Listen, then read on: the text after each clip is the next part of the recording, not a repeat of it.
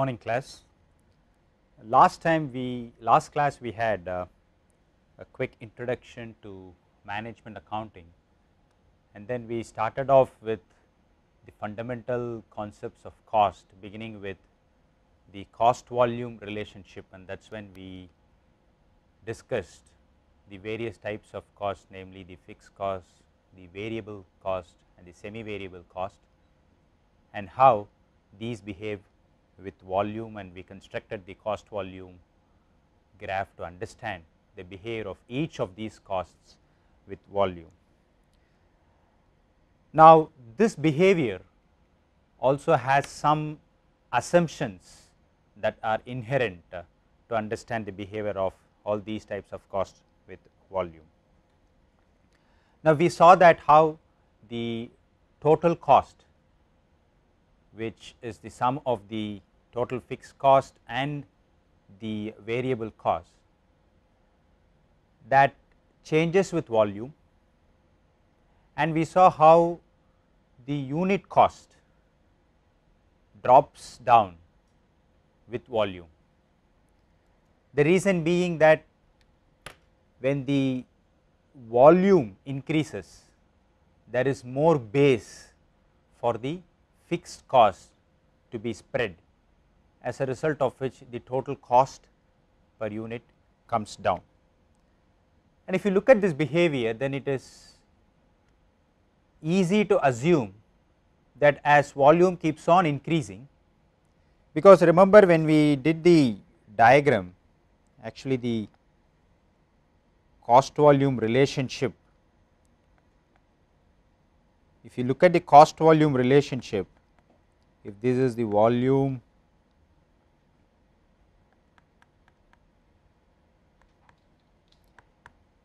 and then in our example last class we had 400 was the fixed cost, and let us say this represents the total cost line, and as per our definition the total cost line will be our total fixed cost plus the unit variable cost times the volume. This is the total fixed cost. Now, you know that the total cost follows a straight line right from volume 0 up to a given volume. Now, the question that we need to ask ourselves is that, is this behavior valid for whatever is the volume range, which means as long as the volume keeps on increasing and we know that the unit total cost keeps on decreasing, there will be a certain volume where the entire fixed cost can be spread over that, and that it's so high, that the volume is so high that it will happen that the total cost approaches to the variable cost itself. Now, for example, if I say that this total cost line, the behavior of this line, if we follow this graph, traces backwards to some cost which is 400 in this case at a volume of 0. Now, does that mean that when there is no activity, which means when there is no volume, that the fixed cost is 400 always?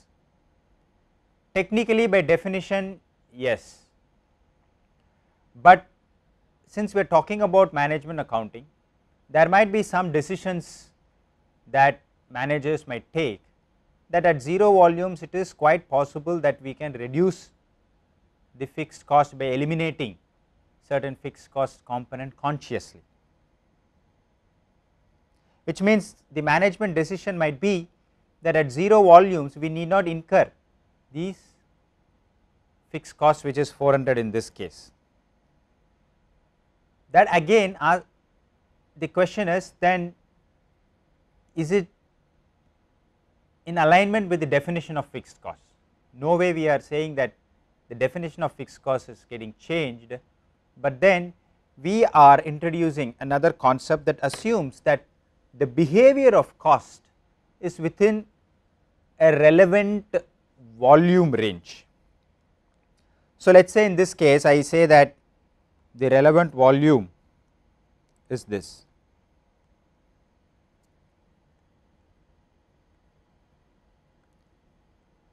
So, if this is the relevant range,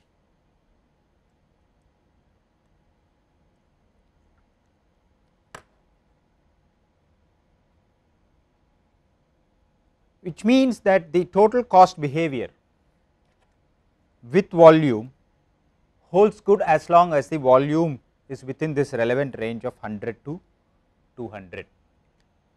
And it makes sense to make an assumption of this type, because the characteristic of the cost involved changes either if the volume drops drastically lower than this relevant range, or it keeps on increasing to a certain extent which is much beyond the relevant range, where the total the fixed cost changes because the volume has exceeded this relevant range. For example, if the fixed cost of operating, let us say a machinery whose maximum capacity is to generate only a limited volume, and if the volume changes, the fixed cost will also change, because we need to add one more machinery to meet that volume, and the addition of that machinery itself will add to your fixed cost component, as a result of which the total fixed cost is no longer the same when the volume was within the relevant range, but now it will be different because the volume has exceeded the relevant range. But that does not alter the behavior of the cost line, except that we are moving the fixed cost from a predetermined value x to some x plus delta x if the volume is beyond the relevant range, or possibly x minus delta x if the volume is less than the relevant range that we have considered to be the most let us say the relevant range is something that is very common that happens in a business cycle. So, this is one fundamental assumption that we make when we understand the cost volume behavior. Now,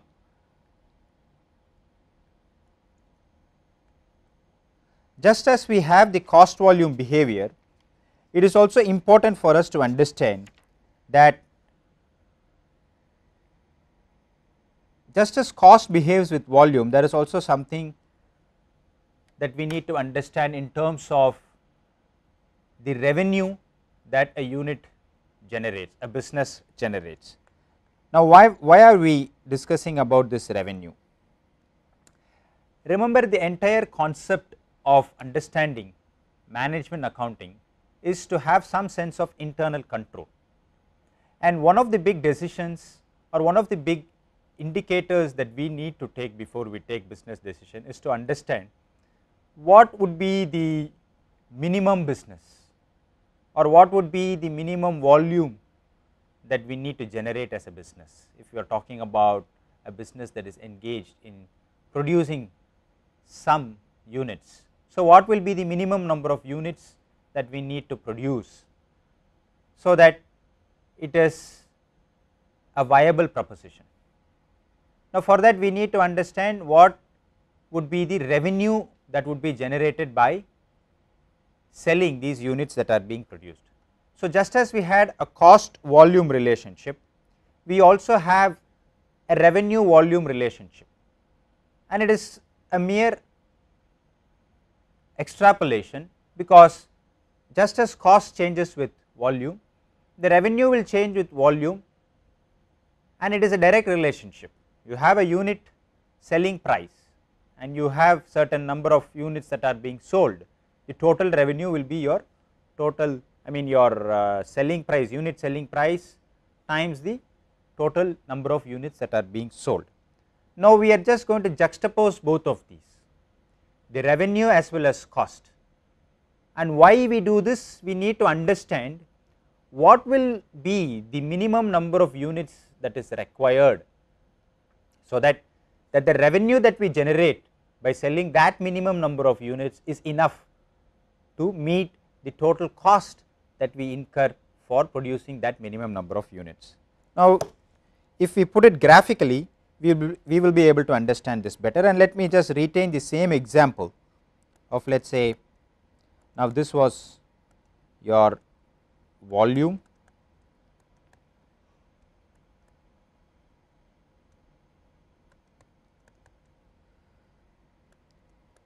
and similarly your fixed cost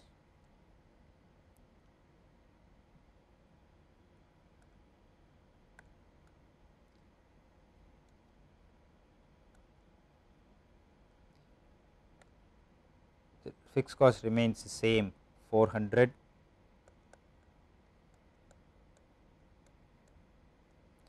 and we know that this is the total cost line. And now we are introducing another relationship between revenue and volume. Now this one was cost, we can also add revenue, total cost revenue. Now let us say in our example that we took, the fixed cost was 400, the unit variable cost is 6. Now the unit selling price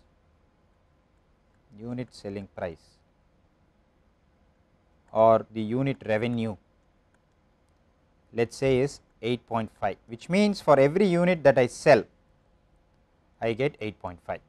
Now if this is the basic data that we are using, then it is possible to construct a relationship between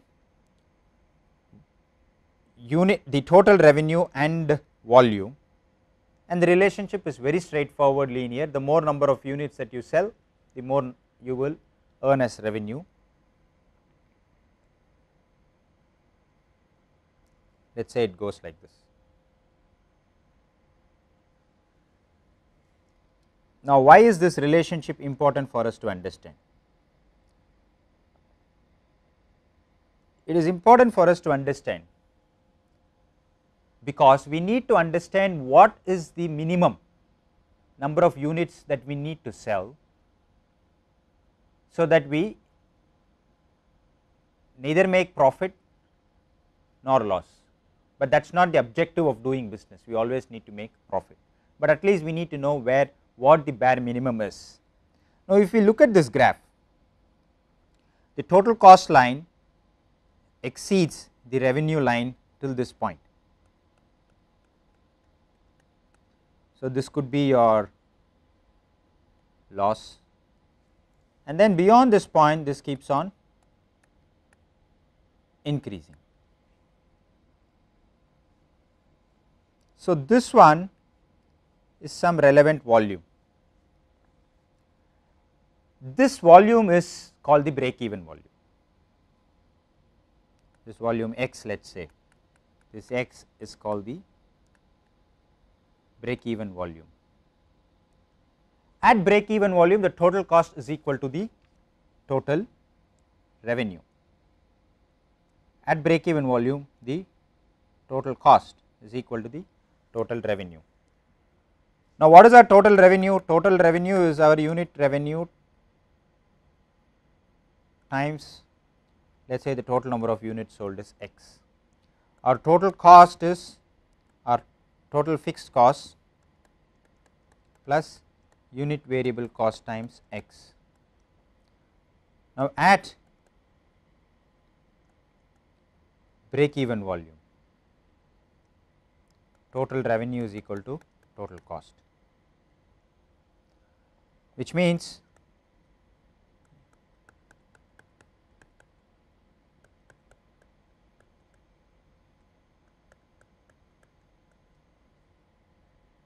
or X break even, let us say this is break even, X break even is the total fixed cost divided by the unit revenue minus the unit variable cost. Now this is a very simple mathematical equation which just gives you the relationship to calculate the break even volume, which is that volume at which the total cost is equal to the total revenue, and for any volume beyond that you are making profit, and for any volume less than the break even volume the unit is making loss, which means we are not selling enough units to cover the fixed cost and the variable cost. Now, just as we had the cost per unit,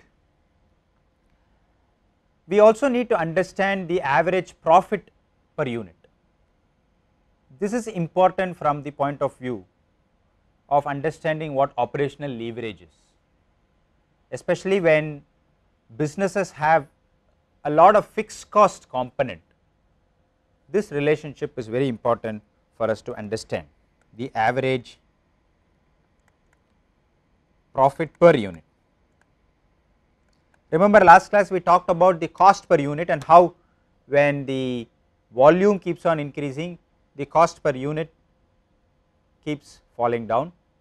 The average cost per unit will be the total fixed cost divided by the total volume. Now, in this case, in this example, let us say the same example, unit selling price is 8.5, the variable cost, unit variable cost is 6 and the fixed cost is 400. Now, suppose we are selling 200 units. So, the revenue is 1700, the cost is the total cost 1600. So, the profit is 100 and the unit profit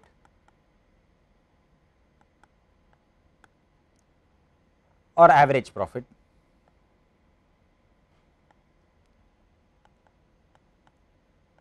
which is 0.5. Now, let us say instead of 200 units I am selling 250 units, then average profit will be the total profit that I make for 250 units is 225.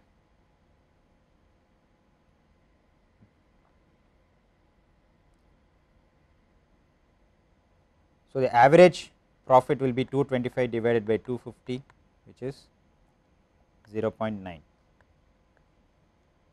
and look, there is an increase in the unit profit.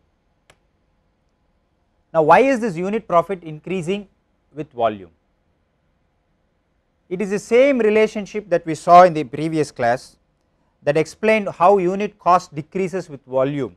It is that relationship that still holds good when we see why unit profit increases with volume. The reason is there is more base for the fixed cost to be spread out, as a result of which the unit profit keeps increasing with with volume, and this phenomenon of spreading the fixed cost over a higher volume is called operating leverage.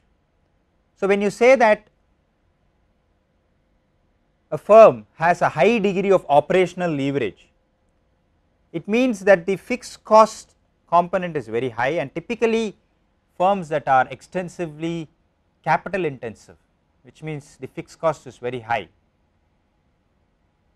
these are firms that should be very careful in understanding this behavior, because it is very sensitive to changes in volume. If the business is good, the volume keeps on increasing, then it is good because the unit profit keeps increasing with volume, and considering that it is very sensitive, the more volume that you are able to generate, the more profit that you will be able to get. But on the other hand, any drop in volume, and remember this is very sensitive to volume, this relationship. So, any drop in volume, just as any increase in volume increases the unit profit, any drop in volume will reduce the unit profit. Now, to understand that, let me just take you through a small example. Now, let us say, because this will make you understand why this term leverage is being used. This is operational leverage, by the way. Financial leverage is something different, that as we saw in the accounting, it talks about the debt equity mixture in the capital structure. Now, let us say when the volume was 200 units, the volume was 200 units, the profit was 100.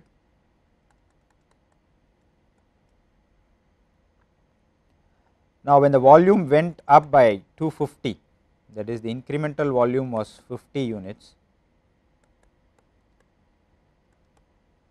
profit went to 125.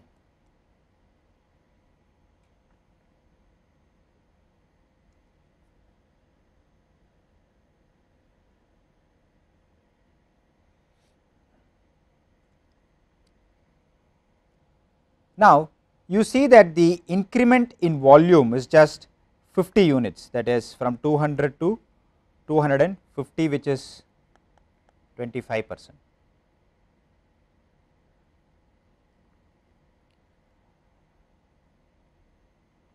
So, when the volume increase from 200 to 250, the profit goes up by 125.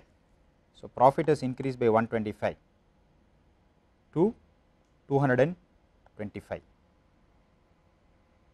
Now, what is the increase in the profit as a percentage?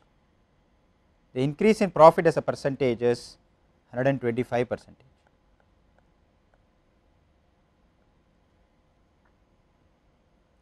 Now, this explains the leverage factor. In this case, the leverage factor is a factor of 5. For a 25% increase in volume, there is a 125% increase in the profit.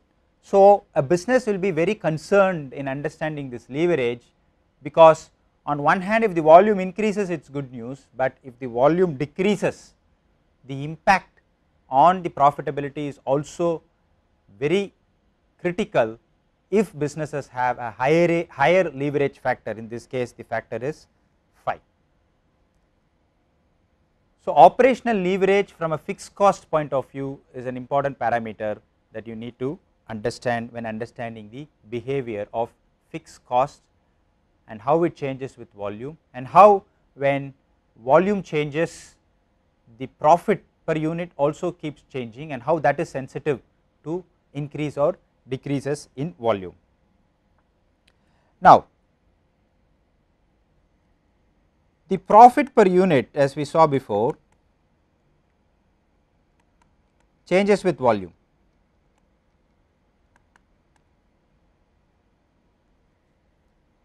But there is another measure of profit that remains constant whatever be the volume, that we usually call it as unit contribution or the contribution margin,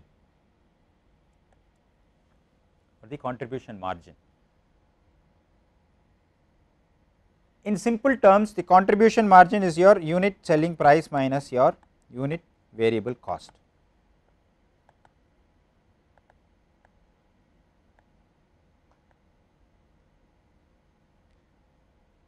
It tells you that for each change of 1 unit of volume, the profit will change by that contribution margin, by that unit contribution. So, if you again rearrange your break even volume calculation, your break even volume is nothing but your fixed cost divided by contribution margin or unit contribution.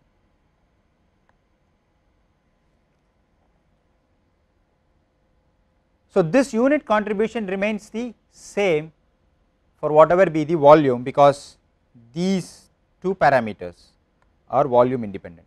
Fixed cost is volume independent. Of course, I am talking about the relevant range here, and contribution margin is also volume independent, because it is unit revenue minus the unit selling price. Now, why is this important for you to understand? if you just understand it through a schematic, let us say this is the revenue pipe,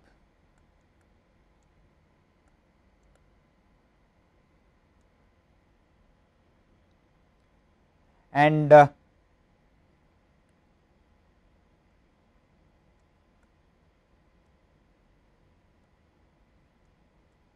us say UR, unit revenue, is a spurt that comes out of the revenue pipe, and here we need to accommodate for the unit variable cost, UVC.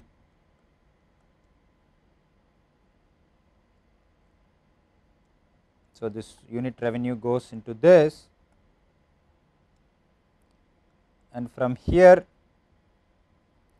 drops the contribution margin, the unit contribution, that is unit revenue minus your unit variable cost. What remains here is your unit contribution, and let us say this is the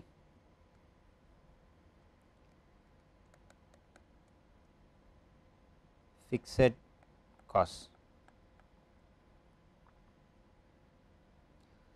So, this diagram is just to give you a pictorial understanding of the concept, and if you are able to understand this well, then you will be able to get the bigger picture in place.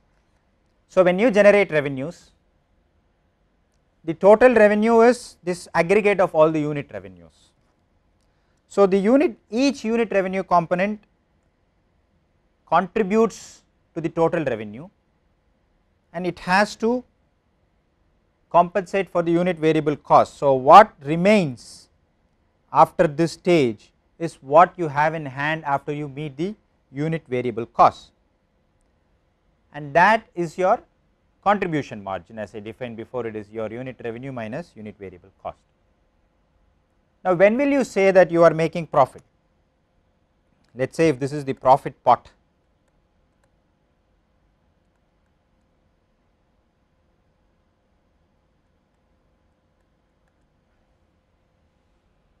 if this is the profit pot, when will you say that some profit moves from here to here? It is only if you have enough unit contribution spurts to fill this fixed cost pot, and anything beyond that goes to the profit pot. Let us say the fixed cost pot, the volume of that is broken into units of contribution margin, that is the capacity of the fixed cost is divided by size of each of the unit contribution. Then it has to fill this pot to an extent that is required, which depends on what the fixed cost is. Bigger is the fixed pot size, the more number of spurts that have to fill. Smaller is the fixed pot size, the lesser number of contribution margin spurts that need to fall into this, and anything over and above this will get into the profit. So, if this is filled, anything that excess is your profit. So, you can understand that when you make revenue, a part of the revenue goes to meet your unit variable cost, the remaining comes, and you have to make sure that the fixed cost component is compensated for, and after meeting your unit variable cost and fixed cost, it is then you start making your profit. Now, this, if I am just representing it graphically,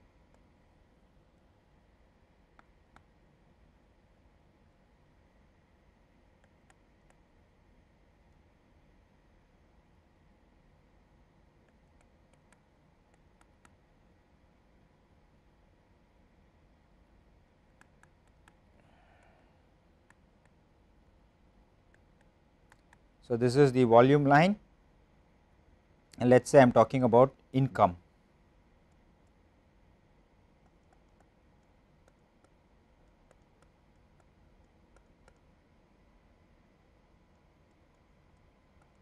this is minus 400 and then 100, 200, 300.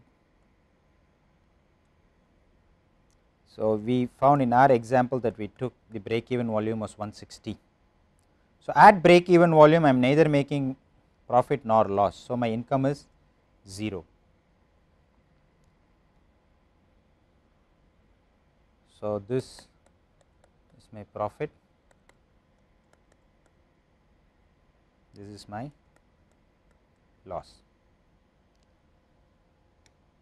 So, if you get the overall picture, then you will begin to understand that the business should not focus on just the profit per unit, because it keeps changing at different volumes, but rather we should be focusing on the total fixed cost and the contribution margin to see how much fixed cost we can spread over a bigger volume range, or when we talk about the contribution margin, how much we can increase the selling price or how much can we reduce the unit variable cost, which means that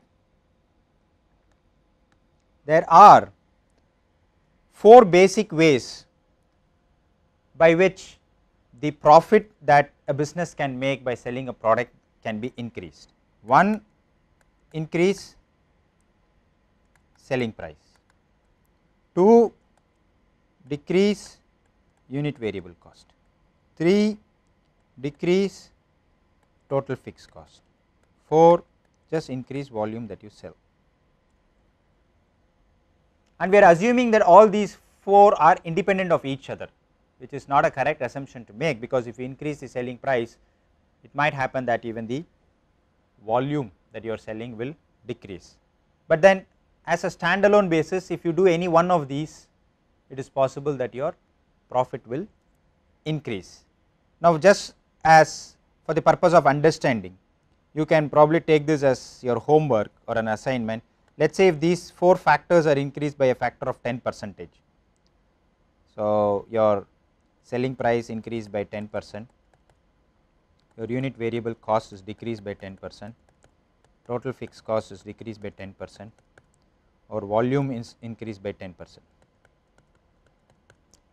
This will have an effect on 2 things: revenue, cost. If the selling price increases by 10%, your revenue will increase. Your unit variable cost and total fixed cost decreases by 10%, to some extent your cost will increase. If your volume increases by 10%, there will be a change in the revenue, as well as if your volume increases by 10%, there is also your change in your cost. Now, you can probably take the example that we discussed before and mathematically do this to see how revenue and cost increases or decreases with changes in selling price, unit variable cost, fixed cost, or the volume. Now, all the discussions that we have done so far, we are making the assumption that the business is making only a single product, but then in reality that is not the case, because businesses are involved in making several products. So, the cost volume profit relationship, that is the previous graph that we saw, it will be the same.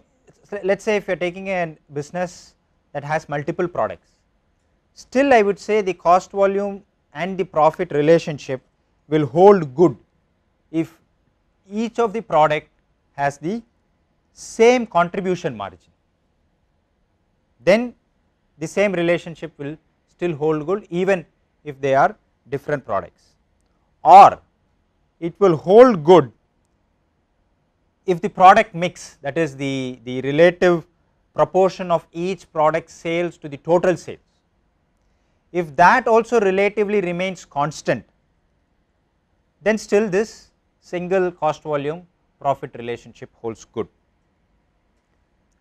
But if the contribution margin across the products and the product mix also keeps changing, then this one graph does not best represent the total cost volume profit relationship of the business. then what we do is we treat each product as a separate entity. Each product will be treated as a separate entity, and for each product you will have this cost volume profit relationship. And to understand how the behavior of the business as a whole changes, each product's CVP, the cost volume profit graph, is being constructed, and then the aggregate of all these relationship will best represent the total cost volume profit relationship of the business itself. Now, to do this we need to understand all the costs that are involved in the business, which can be individually allocated to the multiple products that are involved in this business. So, that is why before we go and understand the behavior of these different cost components in the final product, at the broad level we just understood the cost volume relationship, assuming that the business manufactures only one product. Now, the same relationship will hold good for a business which has different products, except that each product will have its own cost volume profit relationship, and the aggregate of all of this is the representative of the business's cost volume profit relationship. And as I told you before, to understand this we need to understand the costs that can be directly identified to a particular product, and likewise different costs for different products. The very term cost itself is a slippery definition. When somebody says that something costed me 100 rupees, you do not know what he actually means, because cost is very generic and a very slippery terminology that is used in accounting. It will become more meaningful only if I am able to add a modifier or a qualifier to this cost and say that the cost that I am talking about is the product's full cost, or differential cost, or joint cost, or opportunity cost, or whatever the cost may be, because each of this has a definition on its own, by its own. So, unless we know what cost we are talking about, simply saying cost of this is 20 rupees or 100 rupees, though it conveys some sense, it does not convey the real sense. So, we need to understand cost from a very broad perspective. To begin with that, let me first give you the broad definition of cost.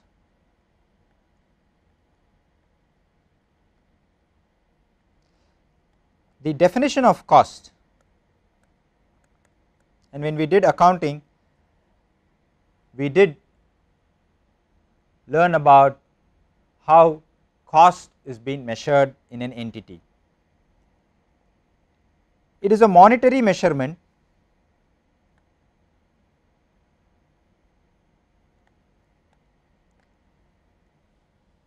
of the amount of resources that are being consumed, amount of resources consumed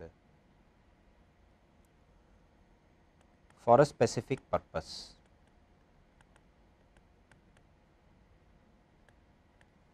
This is a very broad definition of cost, and remember there are three key elements in this, that it has to be a monetary measurement, and it has to be of those resources that are consumed for a given specific purpose. So, cost as a broad definition is a measurement in monetary terms the amount of resources that are being consumed for a specific purpose, which means let us say I am going to produce a product, then the cost of the product is the monetary measure of all the economic resources that will be consumed in the process of making this product. So, it satisfies these three, it is monetary, it is resources, and that it is for the purpose of making this product that I am using this. The resources that can be consumed will be in different types. Typically, when you make a product, you consume tangible as well as intangible resources, and the tangible ones that can be quantified, let us say, is raw material that is being consumed, or the labor hours that is being consumed. These are resources that are consumed. 5 tons of steel, 100 hours of labor, these are resources that are being consumed. But then 5 tons of steel plus 100 hours of labor put together does not make any sense, because it is not expressed in monetary terms. So, the second part is, how much is this 5 tons of steel that is being consumed. So, we multiply that with some value to bring it to monetary terms, and how much is this 100 hours of labor worth, again we convert that into monetary terms. So, the second element of being expressed in monetary terms is also satisfied. Now, if you are running a factory and you are utilizing manpower, you are consuming raw material, and you are utilizing all this for a specific purpose, to let us say the end product is a car. So, you need to only take into account those economic resources and the monetary value of those economic resources that are involved in producing this end product car, because that is the specific purpose. The cost of another activity which is not related to this end product, let us say in the same business there is some cost that is involved for a different end objective. The cost of that should not be involved in this, because the money spent for a different objective is for a different purpose and not for the purpose of making this car.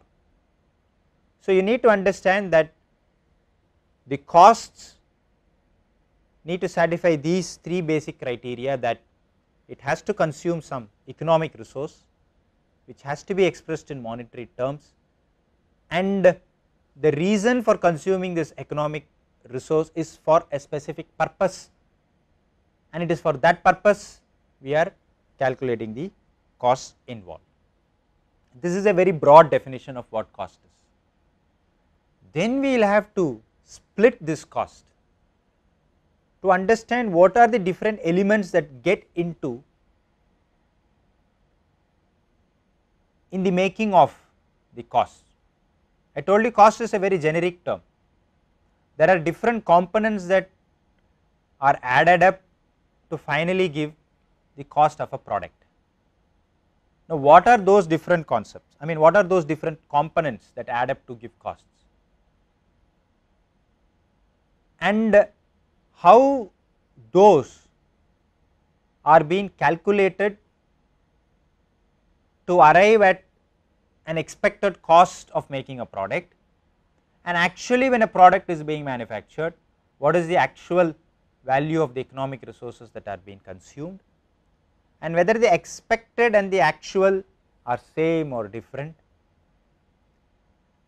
and what will happen if the expected is more than actual or less than actual, and of what use is that information to us, how decision making changes by understanding this behavior of cost is something that we need to understand at length.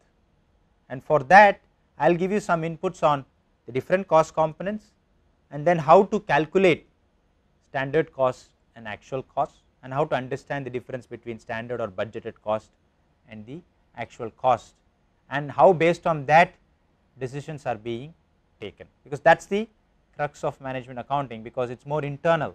You need to understand whether the individual cost elements are well within control, and if not, what decision needs to be taken. This, as we said before, is the essence of management accounting. So, next class when we meet, I will be giving you some introduction on the basic cost components, what makes the total cost and how it changes the behavior of cost vis-a-vis the standard cost versus the actual cost, what sense can we make out of this difference is something that we will see in next class. Thank you.